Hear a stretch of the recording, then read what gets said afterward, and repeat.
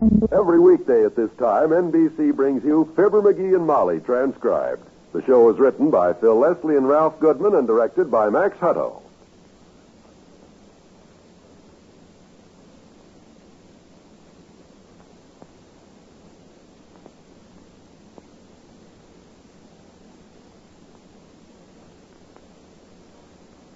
We'll join Fibber and Molly in just a moment.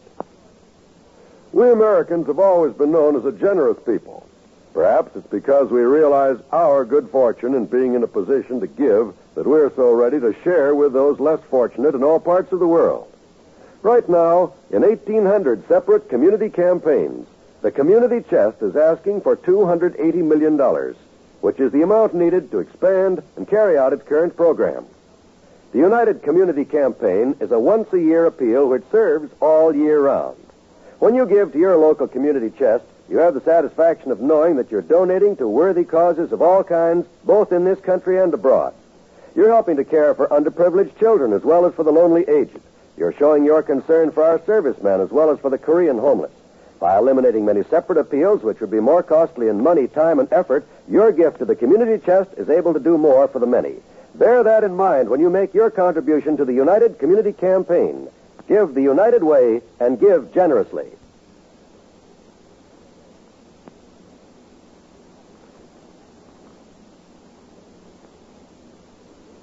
'79 Wistful Vista is a busy place this morning, for Mr. and Mrs. McGee are leaving shortly to visit a wealthy aunt. Ah, good old Aunt Sarah.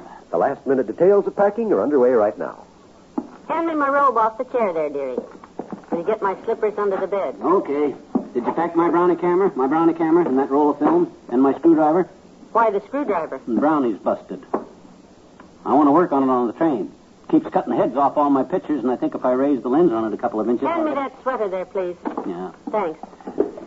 Now, let me see. Slips, my good blouse, hose. Screwdriver. Say, are you planning to go fishing while we're there, McGee? Fishing? No, fishing season's closed anyhow. Well, then why did you lay out this dip net for me to pack? Dip net? That, my dear, is my tennis racket. Oh. Oh, well, I'll admit the strings are a little loose. A little loose? That thing sags like a waiting room sofa. Leave it home, dearie. Close the bag. Okay. I'll probably be too busy thinking up things the servants can do for me to play any tennis anyhow. I'll take the bags on downstairs and get our coats out, huh? Fine. I just have to put my face on and I'm ready to go. What time did Dr. Gamble say he'd pick us up? Any minute now. Any minute. Train leaves at 10, and I asked him to get us to the station early on account of because I don't like to rush. So hurry, will you? Be careful with the luggage now. The doctor was nice enough to lend these bags to us. Let's not fret. Don't you worry. You can't hurt a good new cowhide bag. Stairs are kind of narrow. But no use borrowing expensive luggage if you got to worry about it all the time. Doc will like it better when it gets scuffed up a little anyhow. Make him look like he travels a lot. It's 8:45. He ought to be here soon. Hey, Molly, here he is. Here's Doc. Hurry up, kiddo. Tell you wait a minute. I'm hurrying. Okay. Come in. Hi, mister. Oh, it's you, sis. Hey, Molly, never mind. It's Teeny. Okay. We're just getting ready to leave, Teeny. We're going out of town. Hello, Teeny. Mrs. McGee said hello, Teeny. Hi, Miss McGee. I hope you have a nice trip. Where you going, mister? Where you going? Mrs. McGee's Aunt Sarah invited us to come and visit her, sis. She lives... We'll just be gone a few days, Teeny. We're going to visit my Aunt Sarah. Yeah. She bought a new house, Teeny, you see, and so... Oh. What'd you say, mister? I says the reason we're going to visit her is on account of She because... bought a new house, Teeny. She wants us to see it. Yeah, to see it. I'll tell her, Molly. You get ready. Yeah, you tell me, Mr. McGee. You get ready, Miss McGee. Well, this aunt of Mrs. McGee's is very rich, Teeny.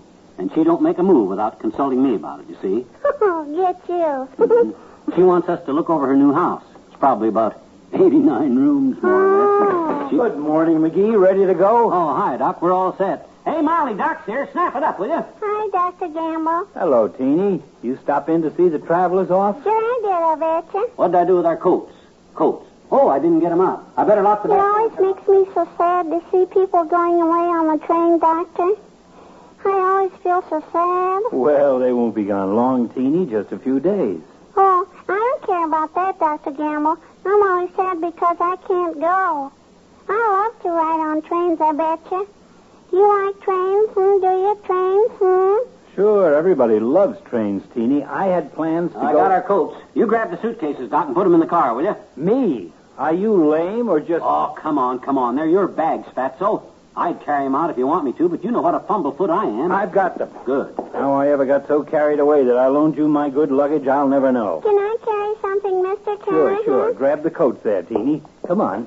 Hey, can I ride to the station too, Doctor? Can I ride down and wave goodbye? Hey, Molly, you're holding up the works. The train leaves in an hour and... Oh, there you are. I'm all set, dearie. Yeah, good. We better get moving on account of it. Now, just hold everything a second, McGee. Let's check again. We stopped the milk deliveries, told the mailman on the paper bar. Yeah. Come on. The water faucets are shut off. The lights all turned out. Yeah, everything. Oh, my gosh, I clean forgot that bowling tournament. The what? Oh, I haven't got time to explain now. I got to put this bag in the car. Look, you grab the phone and call Mort Toops, will you? And tell him I won't be able to pick him up tomorrow, so he'd better go with Doc and Marvin. Doc and Marvin? Yeah, that is, unless Buford can get Bernie's car. Buford? Yeah, then he can take Marvin and Mort can ride with Doc.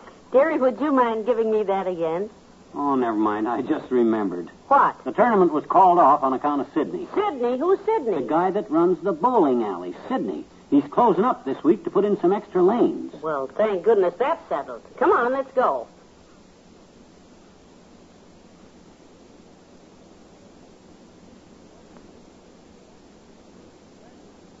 Back to Wistful Vista in a minute. Picture the most extravagant vacation imaginable. Then picture yourself going on that vacation. Sounds like a daydream? Well, it isn't. It's completely possible. But it does take a bit of planning, such as the regular purchase of United States savings bonds. Now, the best way to do that is through the payroll savings plan. That's the best way because it's the sure way to buy your savings bonds regularly. The payroll savings plan works like a charm because it's completely automatic. Your employer does everything for you. It's especially easy on you because money is saved from your paychecks before you have a chance to miss it. And when those bonds mature, you can pack your bags for that extravagant vacation because United States savings bonds pay back $4 for every $3 you put in. Join the payroll savings plan where you work. That's the way to save money regularly. Earn extra money regularly through United States savings bonds.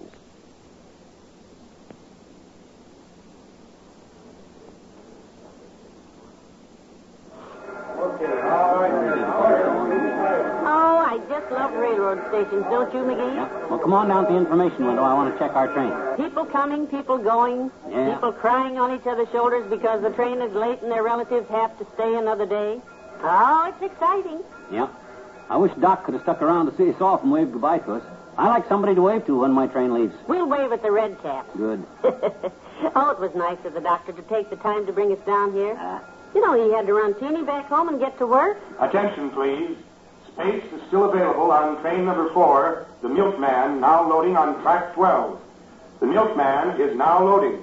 How did he ever get a name like that for a train, the Milkman? That's the local, kiddo. That train makes 5 stops before it gets out of the yard. And they claim Correction, please. There is no more space available on train number 4, the Milkman. The Milkman is loaded.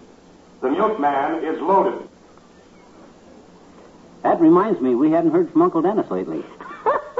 I wonder if Here's the information window, McGee. Ask the man. How do you do? May I assist? Yeah. You can assist, Bud. Just wanted to check our train. Number 9, the Cinder Bucket. Is it going to leave on time? Supposed to go at 10 o'clock. Just let me consult the chronological compilation here momentarily, sir, and I shall strive to answer your query. Huh? He wants to look. Oh. Now, let me see. Well, according to the accumulated statistical data at my disposal, sir, it seems indicated that number 9 will depart at the pre-appointed hour as designated in our carefully compiled compendium of arrivals and departures.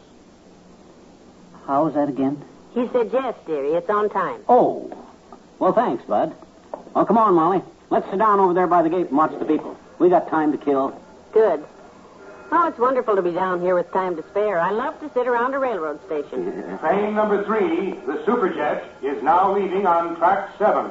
Last call. The Superjet is now leaving for Seattle, Chicago, and Pensacola. Hey, wait! Don't lock those gates! Wait! And there she goes. Boy. Look at that poor man, McGee. They locked the gates right in his face. Yeah. Hey, he looks like a railroad man, too, don't he? Uniform and... Oh, darn it. That's the second time this week I've missed that train. Hey, you work for the railroad, Bud? Yeah, I'm the engineer on the Superjet. Oh. Doggone it, I've got to buy a watch. That sundial of mine. Boy, it sure will be a surprise to the passengers on that train when they find out nobody's driving it. Well, let's sit down here. Good. I hope we didn't forget anything now in the package. Ah, we didn't forget. I wonder if I should have brought my little electric iron along. Your iron? For what, cracking walnuts? Oh, I just thought I might want to press out a dress or something. You do your own pressing at Aunt Sarah's house? With all them servants running around there? No, sir. Well, I guess you're right. Betcha I'm right. You know, it will be kind of nice to be waited on for a change, and I might as well play it to the hilt. I won't lift a finger the whole time we're there. You said it, and I'll take it easy, too, for a change. Anytime you want a finger lifted, we'll call the upstairs maid. Hey, before we get settled here, I should have asked that guy what track our train leaves on. Well, let's go back and ask him. It's not up on the board there. Come on, we'll find out the track number and go sit in front of that gate so we'll have plenty of... hey, Bud. Yes, sir. Nothing new on the cinder bucket, huh? Still leaves at 10 o'clock? Yes, sir. What track does it leave on, sir? We'd like to give ourselves plenty of time. Oh, you have lots of time, madam. Well, the train leaves at 10 o'clock, don't it? I got 20 minutes. Correction, sir. You Huh? have 12 hours and 20 minutes. What? You mean... The cinder bucket leaves at 10 o'clock p.m., madam. Well, I like to be early, Bud. Let's go catch a movie, Molly. Maybe Gone with the Wind and the Road.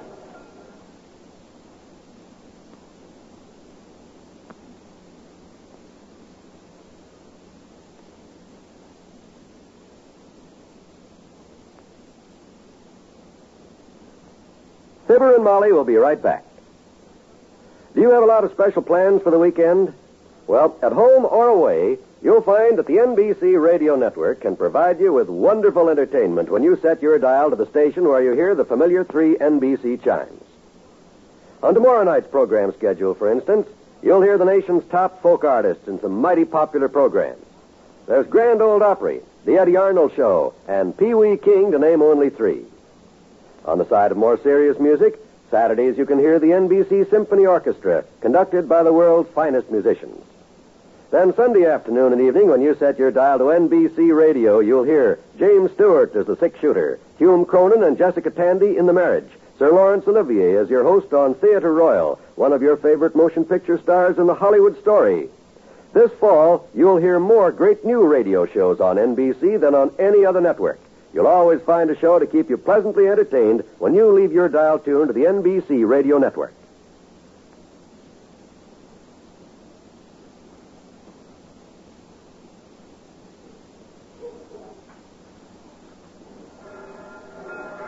You know something, McGee? We have a problem taking that train tonight. What you mean? It leaves at 10 o'clock. We'll be here. Yeah, but what about the people? The people? You know, the people out there with their radio sets on? We want them to have that train ride with us. Well, sure we do, but we'll... Well, they won't hear us again till Monday. Oh, I never thought of that. Well, we better sit right here in the railroad station till Monday. Yeah. We'll see you on the train Monday, everybody. Good night. Good night, all.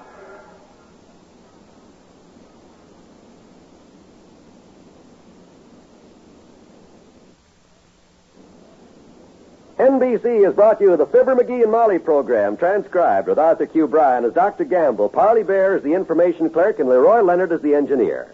This is John Wald inviting you to be with us again Monday night for another visit with Fibber, McGee, and Molly.